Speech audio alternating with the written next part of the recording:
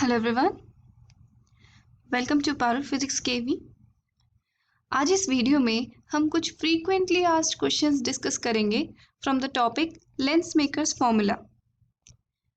Question number 1 says, how is the focal length of a spherical lens affected when the wavelength of light used is increased. अगर हम एक spherical lens use करते हैं तो उसकी focal length कैसे affect होगी अगर हम वेवलेंथ ऑफ लाइट जो हमने यूज की है वो बढ़ा देते हैं तो। This is the lens makers formula, जहां पर हमें फोकल लेंथ और रिफ्रैक्टिव इंडेक्स के बारे में रिलेशन दिख रहा है। And we also know that mu refractive index of light is equal to A plus B upon lambda square, where lambda is the wavelength of light. Now यहाँ पर inverse relation है mu और lambda के बीच में। इसका मतलब अगर हम लाइट की वेवलेंथ बढ़ा देते हैं, then in that case refractive index decreases on increasing the wavelength. Now if refractive index decreases then automatically 1 upon f decreases, और अगर पार डिक्रीज हो जाती है then focal length increases. It means focal length of spherical lens increases. Now the second question says, how does the focal length of a convex lens change when violet light is used instead of red light? हमें बताना है कि एक convex lens हमें given है, हमें बताना है कि अगर हम रेड लाइट की जगह वायलेट लाइट यूज करते हैं तो उसकी फोकल लेंथ किस तरीके से चेंज होगी। See I know 1 upon F is equal to mu minus 1 upon r1 minus 1 upon r2। Now इस फॉर्मूले से जो हमने ऊपर लिखा है mu is equal to A plus B by lambda square, red light की वेवलेंथ ज्यादा होती है, वायलेट लाइट की वेवलेंथ कम होती है, तो हमने लैम्डा कम कर दिया। इट मीन्स हमने रिफ्रैक्टिव इंडेक्स इंक्रीज कर दिया, और रिफ्रैक्टिव इंडेक्स इंक्रीज करने की वजह से हमने 1 अपॉन एफ भी इंक्रीज कर दिया, और वी कैन से एफ की वैल्यू डिक्रीज होगी। तो इसका मतलब कॉन्वेक्स लेंस की फोकल लेंथ डिक्रीज हो जाएगी अगर मैं रेड लाइट की जगह वायलेट लाइट यूज करती हूँ तो। Question number 3 says, what happens to the focal length and power of a convex lens when it is immersed in water? The refractive index of material of lens is greater than that of water. Question के according हमारे पास एक lens है, convex lens है, मैंने उसको water में immerse किया, और जो मटेरियल है लेंस का उसका रिफ्रैक्टिव इंडेक्स वाटर से ज्यादा है। Let us suppose mu M represents the refractive index of material and mu w represents refractive index of water. Then mu m is greater than mu w. Now this is my lens maker formula. This is the new focal length जब मैंने इसको water में immerse किया। यहाँ पर अगर मेरे water में इमर्स नहीं होता, एयर में होता, तो मैं लिखती refractive index of material with respect to air. But now I have written refractive index of material with respect to water. तो वाटर का refractive index 1 से ज्यादा होता है। इट मीन्स फोकल लेंथ तो डिफरेंट होगी। नाउ कितनी डिफरेंट होगी, हम देखते हैं mu M is greater than mu W, so this value has to be greater than 1। Now refractive index of medium with respect to air is definitely greater than refractive index of medium with respect to water. It means this term has reduced. इसका मतलब 1 upon F भी reduce हो गया या फिर पार भी reduce हो गई है। अगर पार रिड्यूस हो गई है तो फोकल लेंथ बढ़ गई है। इसका मतलब अगर ये लेंस बाहर मीडियम में एक पर्टिकुलर पॉइंट पे कन्वर्ज कर रहा था, तो अब ये उससे दूर वाले पॉइंट पर लाइट कन्वर्ज करेगा। इट मीन्स इसकी फोकल लेंथ बढ़ गई है। So we can say that focal length of lens will increase, और we can say its converging power will decrease. Now question number 4 says, draw a plot showing the variation of power of a lens with the wavelength of incident light. Now we know these two relations. तो इससे हम बता सकते हैं कि P जो है वो हमारा डायरेक्टली रिलेटेड है रिफ्रैक्टिव इंडेक्स से, power is directly related to refractive index, and refractive index is inversely related to lambda का स्क्वायर। तो मतलब पावर और वेवलेंथ में 1 अपॉन लैम्डा स्क्वायर का रिलेशन है। So power, if here is the power, then this is the wavelength, and we'll get a graph like this. This is inverse square graph. Question number 5 says a glass lens of refractive index 1.45 disappears when immersed in liquid. What is the value of refractive index of the liquid?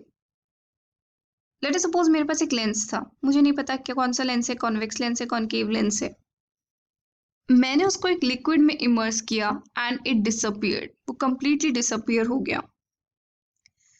देखो, this is possible when the power of the lens in the liquid become 0. उस case में हमें lens नहीं दिखेगा. और we can say the focal length becomes infinity. Then it behaves as a glass plate, और glass plate हमें नहीं दिखेगी लिक्विड के अंदर. नाउ लेंस मेकर्स फॉर्मूला के अकॉर्डिंग ये टर्म तो 0 हो ही नहीं सकती, क्योंकि जब वो लेंस में बाहर में एयर में ये टर्म 0 नहीं है, तो मीडियम के अंदर भी ये टर्म 0 नहीं होगी, since it depends upon the curvature of the surfaces. Now what has to be 0? This term has to be 0, or I can say refractive index of the glass जिसका वो बना हुआ है with respect to water becomes 1. Then in this case glass का refractive index जो liquid है, यहाँ पे वाटर नहीं लिखना चाहिए मुझे, यहाँ पे लिक्विड लिखना चाहिए.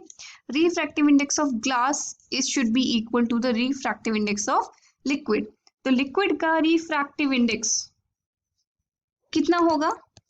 1.45. This is the answer. Question number 6 says, explain with reason how the power of a diverging lens changes when it is kept in a medium of refractive index greater than that of lens. Let us suppose मेरे पास एक concave lens है जिसकी power है P. This P is a negative value, क्योंकि concave lens की diverging lens की power negative होती है, focal length भी नेगेटिव होती है. एंड एयर में this term is given by this value. यहाँ पर लेट अस सपोज मेरे जो ग्लास जिस ग्लास का बना है उसके रिफ्रैक्टिव इंडेक्स है म्यू जी, और this is with respect to air. So this term has to be negative. ये तो नेगेटिव हो ही नहीं सकती, क्योंकि हमारा mu G will always be greater than refractive index of air. But power is negative. इसका मतलब 1/r1 minus 1/r2 इज negative. Now, if I immerse this lens into a liquid जिसका refractive index इसके ग्लास की refractive index से ज़्यादा है, let us suppose glycerine में मैंने इसको immerse कर दिया, then the new power will be equal to refractive index of glass with respect to the liquid minus 1 into 1/r1 minus 1/r2. अगर लिक्विड का refractive index ग्लास के refractive index से ज्यादा है जिस मटेरियल का वो बना हुआ है, then in that case this term is less than 1. It means ये वाली टर्म भी नेगेटिव होगी और ये वाली टर्म तो है ही नेगेटिव, तो पावर क्या आनी चाहिए? पॉजिटिव आनी चाहिए. It means लिक्विड के अंदर this concave lens is behaving like a converging lens since power is coming out to be negative. So we can say that power becomes positive and hence the lens will behave like a converging lens. तो एक lens किस तरीके से behave कर रहा है इस पे भी डिपेंड करता है कि वो किस मीडियम में है. Question number 7 says a biconcave lens made up of transparent material of refractive index 1.25 is immersed in water of refractive index 1.33. Will the lens behave as a converging or diverging lens? Give reason. मेरे पास एक biconcave lens है. Biconcave मतलब दोनों side उसकी concave है, और उसका refractive index let us suppose mu G से डिनोट करती हूँ मैं, इट इज इक्वल टू, और let me denote it with mu M. M means material, so mu M is equal to 1.25. इसको मैंने एक लिक्विड में इमर्स किया, और लिक्विड का रिफ्रैक्टिव इंडेक्स जिसमें मैंने वाटर में किया, तो वाटर का late me denote it with mu W, refractive index है 1.33. क्या अब ये लेंस कन्वर्जिंग लेंस की तरह बिहेव करेगा या डाइवर्जिंग लेंस की तरह बिहेव करेगा? You have to give reason. देखो, जब ये लेंस एयर में था तो उस टाइम पे तो डेफिनेटली ये डाइवर्जिंग लेंस की तरह ही बिहेव करेगा, and in that case power is negative. और अभी हमने डिस्कस किया है that if power is negative then this term is negative. तो जब हमने इसे इमर्स कर दिया we will get refractive index of material with respect to refractive index of water, it's W minus 1 upon R1 minus 1 upon R2. Now यहाँ पर मेरा refractive index of water 1.33 है और refractive index of medium is 1.25. 1.25 upon 1.33, this value is less than 1. So 1.25 upon 1.33 minus 1 will be less than 0, negative value होगी. तो ये term भी negative और ये टर्म भी negative, it means power is positive.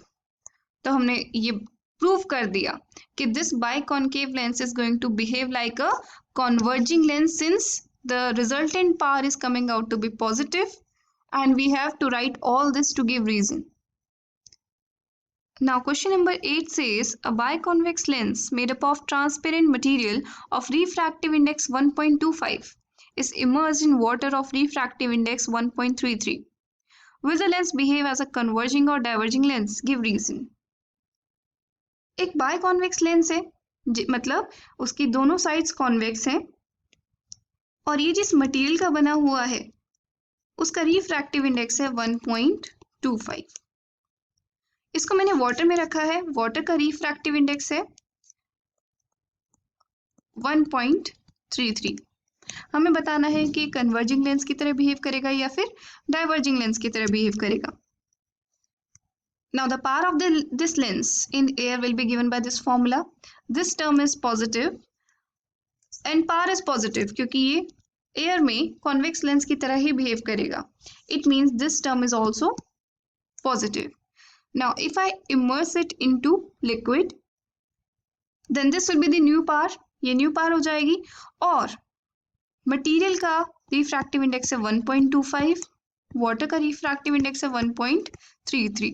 So this term is less than 1, तो something less than 1 minus 1 will be negative. ये term negative आ जाएगी, ये टर्म पॉजिटिव है.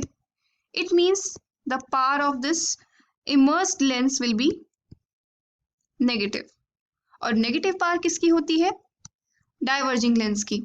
तो हमने with reason justification prove कर दिया कि जब इस लेंस को हम एक लिक्विड में इमर्स करेंगे, वाटर में इमर्स करेंगे, तो this lens is going to behave like a diverging lens. Now it can be asked कि अगर हम spherical mirror को किसी लिक्विड में डिप कर दे तो क्या होगा? Then there is no change in the focal length of the mirror. Spherical mirrors की focal length medium पे depend ही नहीं करती, it only depends upon the geometry of the mirror. So I hope this worksheet based on lens maker's formula is clear to you. That's all for now. Have a good day.